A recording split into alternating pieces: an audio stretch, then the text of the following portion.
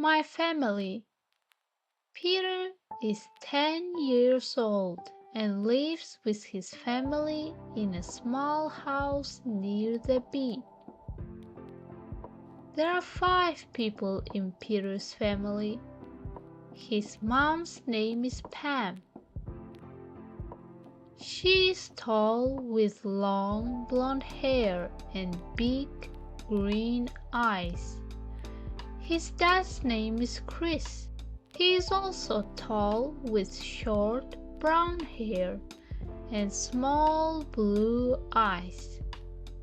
Both of Peter's parents are kind and helpful.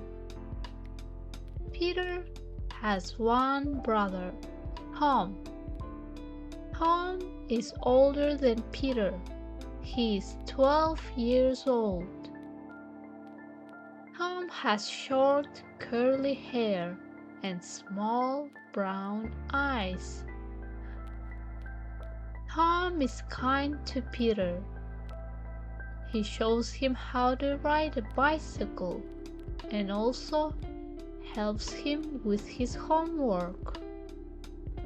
Peter's sister is only a baby. Her name is Tammy. Peter loves his sister.